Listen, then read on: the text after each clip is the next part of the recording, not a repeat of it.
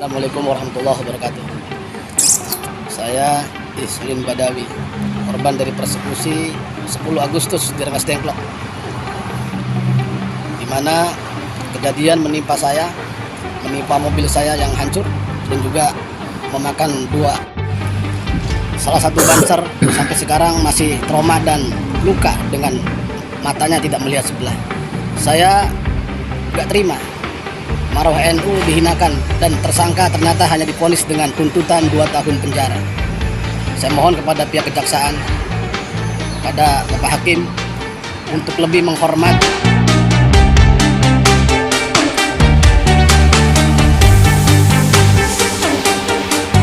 Itulah pengakuan Kiai Ihsan. Beliau adalah korban kebiadaban tragedi Rengas Dengklok.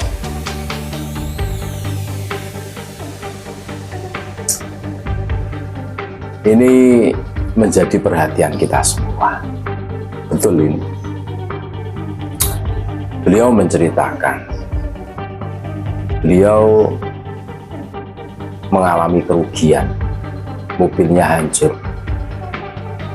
diamuk oleh massa.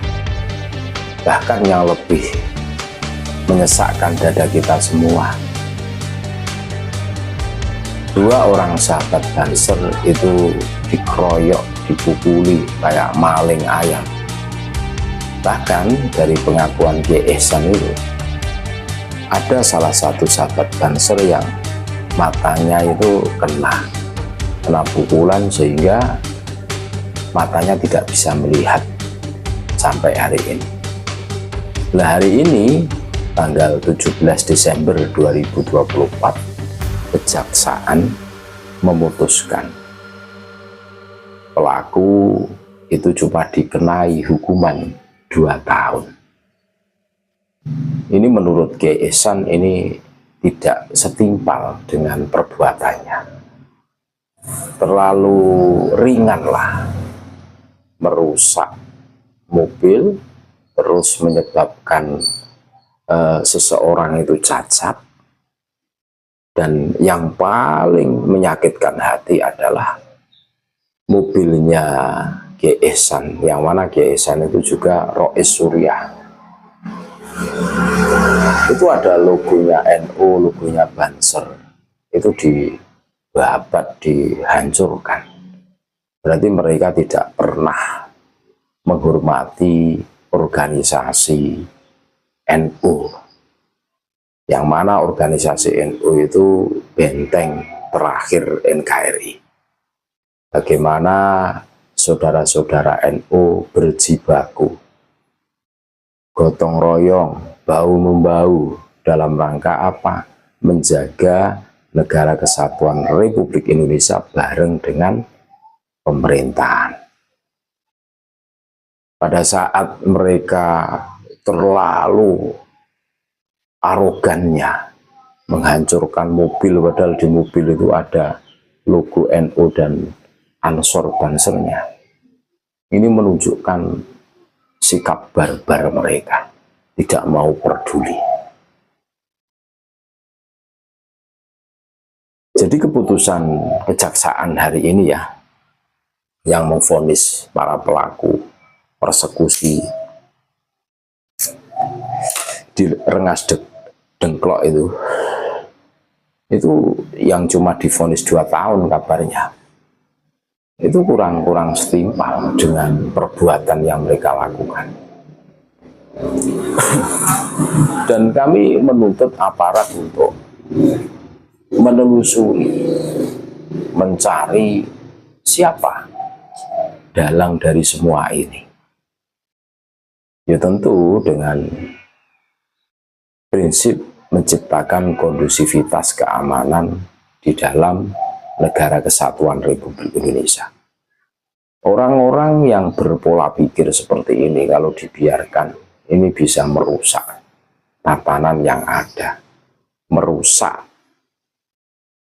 kondusivitas keamanan negara kesatuan Republik Indonesia. Ini harus dicari aktor intelektualnya siapa ini. Jangan biarkan mereka itu menebarkan hasutan, provokasi, sehingga menimbulkan negara kesatuan Republik Indonesia ini tidak kondusif. Cobalah kita tengok saudara-saudara kita yang menolak para kabid itu tidak sampai melakukan tindakan persekusi, tindakan anarkis, apalagi membubarkan suatu pengajian atau sholawatan. Tidak pernah, tidak ada itu. Betul itu. Dan mereka yang selama ini ya, yang mengaku sebagai dzurriyyah Nabi, kalau kita objektif ya, itu selalu mengajarkan persekusi. Iya, persekusi itu diajarkan oleh para kabid itu, sehingga banyak sekali korbannya. Mungkin tujuan mereka itu menciptakan ketakutan, sehingga tidak ada orang yang berani nyenggol kabid. Mungkin awal-awalnya seperti itu. Tetapi orang Nusantara itu genetikanya itu terah pejuang. Kalau untuk menjaga NKRI, nyawa pun dipertaruhkan. Pada saat ada orang yang berani membelak-belokkan sejarah, berani bikin makam palsu, terus di atas namakan kabid, merubah makam Nusantara, namanya berubah menjadi kabid, terus mengklaim bahwa yang berjasa memerdekakan Nusantara golongan kabid. Tokoh nasional berubah namanya menjadi kabid. Tentu ini bukan persoalan remeh-temeh, ini persoalan serius yang harus betul-betul kita sikapi. Ini tentang pegangan orang-orang Nusantara yang akan diwariskan kepada anak cucu. Pada saat anak cucu kita kehilangan pegangan jati diri lah, entah apa yang terjadi besok ke depan, nasib bangsa kita ini.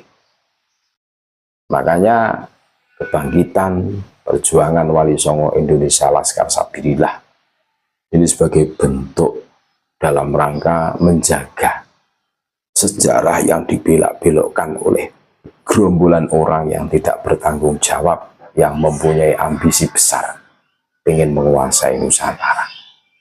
Mudah-mudahan apa yang disampaikan oleh Kiai Ihsan dan saudara-saudara, sahabat-sahabat Banser yang menjadi korban kebrutalan persekusi di Rengas Dengklok kemarin dulu ya, beberapa bulan yang lalu, ini menjadi perhatian agar supaya aparat kita ini tegas lah, siapa dalang aktor intelektualnya harus diusut tuntas.